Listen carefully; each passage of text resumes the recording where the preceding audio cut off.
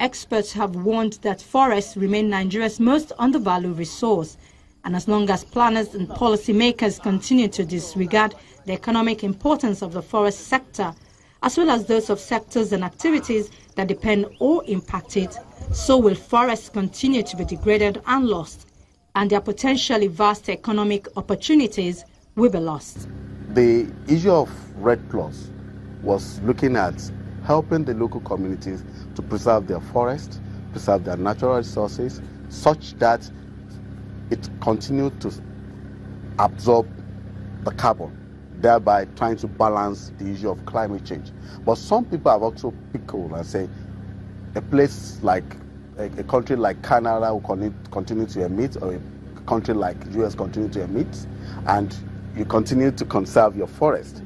But you also agree with me that apart from the payments that countries will make for your trees that absorb carbon, there's also the ecosystem services such forests provides for you.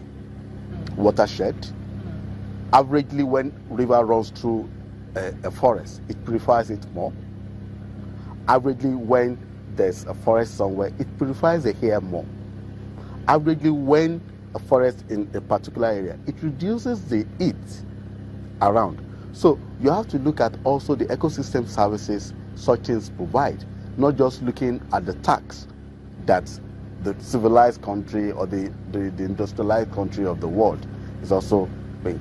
And don't forget, they also have investment in Africa, which some of this climate change, this REDD+ thing will actually help you to address. If you have a big industry that relies on a lot of water, let's say manufacturing, then whatever you're paying is actually helping to protect your investment in a way.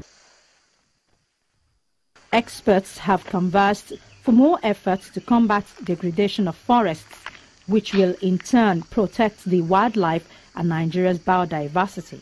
In 1985, Nigeria came up with the Endangered Act, which is like a domestication of the Convention on CITES, and CITES is a convention on illegal trade in endangered species of flora and fauna. And the regulation Nigeria came up with in 2011 is to do like also reinforcing the implementation of the act. In addition to where there's some progress going on now, we realize that not just on this area, there is need to make the laws more stringent in the sense of the penalty. A gentleman mentioned about 200 naira in the law, but what is going on now is where all the laws will put a value to the sanction and say minimum. So it becomes the responsibility of the judge, according to the gravity of the offense, to put a value to it. Wildlife exploitation, illicit trade, and habitat fragmentation are the key threats to biodiversity as they concern thousands of plants and animal species and can lead to extinction if not properly addressed. Hence, the United Nations General Assembly's resolution designated the Convention on International Trade in Endangered Species of Wild Fauna and Flora Secretariat as an instrument for monitoring illegal trade in wildlife species. The Ministry of Environment, being the focal point of implementation, has domesticated the Endangered Species Act Convention to conserve wild species that are almost driven into extinction due to overexploitation, habitat change, and illicit trafficking. Many believe Nigeria could play a vital role in saving the continent's most precious natural resources, including wildlife, if the government would enact and implement more stringent penalties for wildlife trafficking that will help dissuade potential traffickers from using Nigeria as a transit point. Wildlife trafficking has complicated efforts to protect endangered species.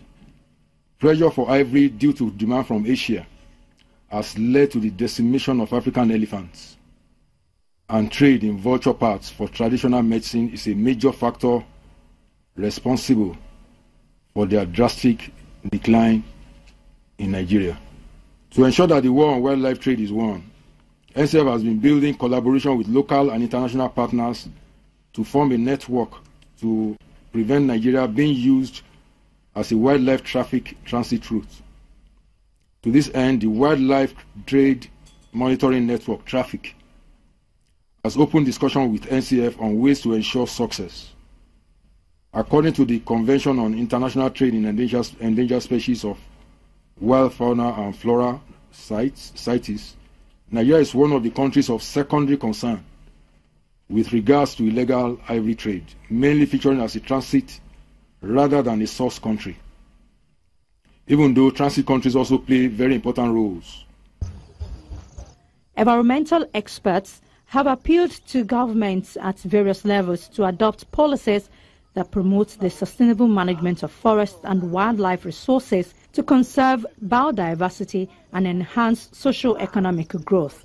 Experts say only by adopting such policies would African countries achieve the targets set in the Sustainable Development Goals and address the challenges posed by climate change. They also say governments must ensure that forest lands are used in a way that conserves biodiversity and releases their full potential to fulfill ecological, economic, and social functions without damaging other ecosystems.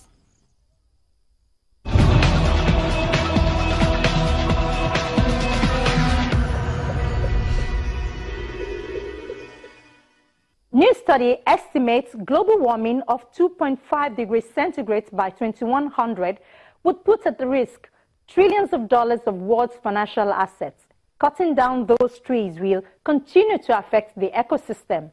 To reduce the effect of climate change, everyone must do his or her part. But that's our program for the day. Thank you for being a part of it.